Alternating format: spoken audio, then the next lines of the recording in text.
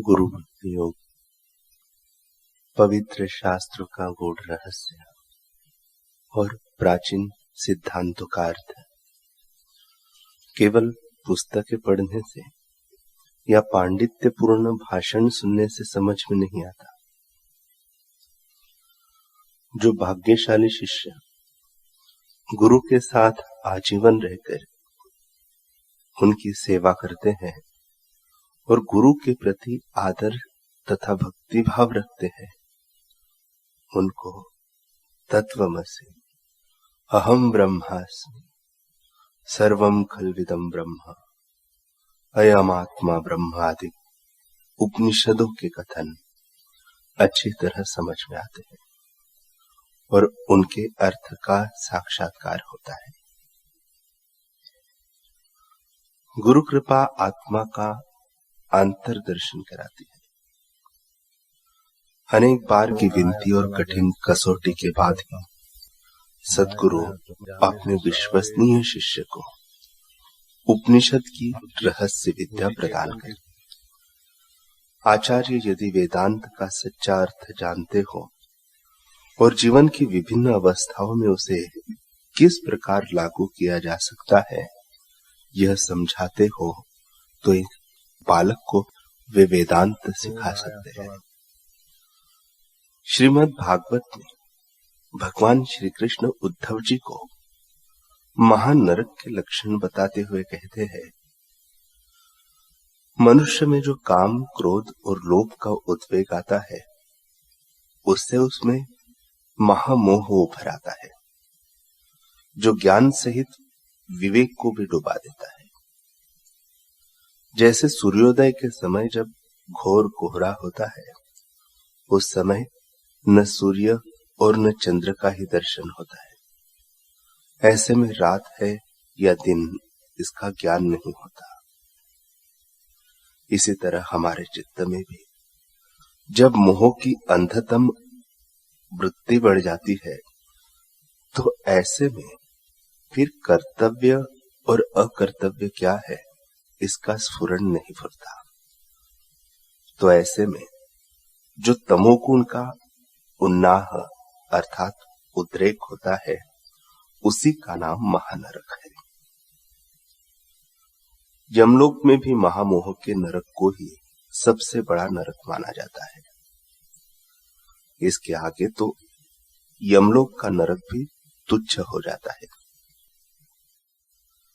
वास्तव में यम यातना का जो दुख होता है उसे नरक नहीं कहा जाता, क्योंकि यम यातना से तो पाप झड़ जाते हैं, पर महामोह से तो पाप बढ़ते हैं। काम, क्रोध और लोभ तीनों ही नरक देने वाले हैं। ये तीनों जब एक हो जाए तो समझो महामोह बन जाता है, और महामोह एक बार बना तो समझो एक अंधतम बन जाता है। और जब इनका समुदाय एकत्र हो जाता है तब उसे तम उन्नाह कहा जाता है। ऐसी जिसकी स्थिति हो जाती है वह पुरुष फिर नरक रूप ही समझा जाता है। जो घोर नरक में जाता है उसका भी उद्धार हो जाता है, मगर जिसे तम उन्नाह नरक प्राप्त होता है उसका तो महाकल्प पर्यंत तक उद्धार नहीं होता। भगवान श्री कृष्ण से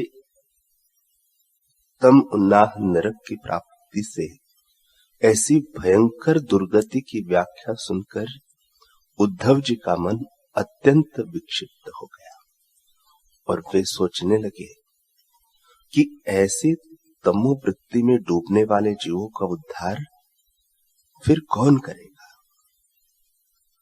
उद्धव जी के मन में आए ऐसे विचार का अभिप्राय जानकर देवाधिदेव भगवान श्री कृष्ण ने कहा, सखे, तमोगुण की वृद्धि ही नरक है। गुरु ही सच्चा भाई बंधु है। प्यारे उद्धव, ऐसे महामोह में डूबने वाले लोगों के आत्मसखा सद्गुरु है, वही उनका उद्धार करते हैं। उद्धव ने पूछा, हे केशव, ऐसे गुरु कौन है? भगवान कहते हैं कि उद्धव, मैं नित्य जिनकी शरण जाता हूं, नित्य जिनमें ध्यानस्थ होता हूं, जो चिन्मात्र ब्रह्म स्वरूप प्राप्त करा देते हैं, उन्हीं को गुरु कहा जाता है।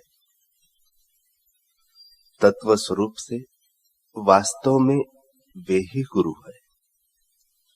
अवश्यमेव उन गुरुओं की महिमा ब्रह्मा से भी अधिक है, क्योंकि ब्रह्मा को भी यह ब्रह्मा है ऐसा प्रतिपादन करने या दिखाने वाले गुरु ही होते हैं।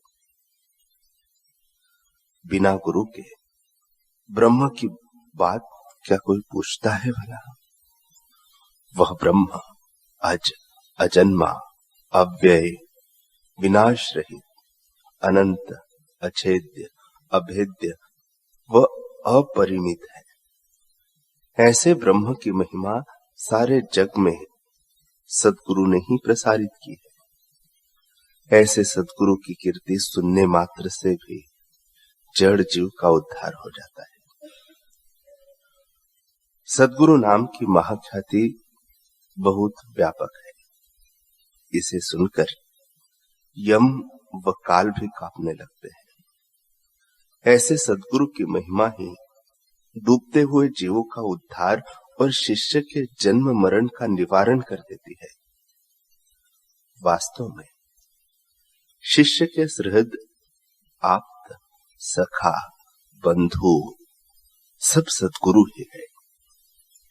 वे ही नरक से संबंध तोड़कर शिष्य को परमानंद सुख देने वाले परब्रह्म है।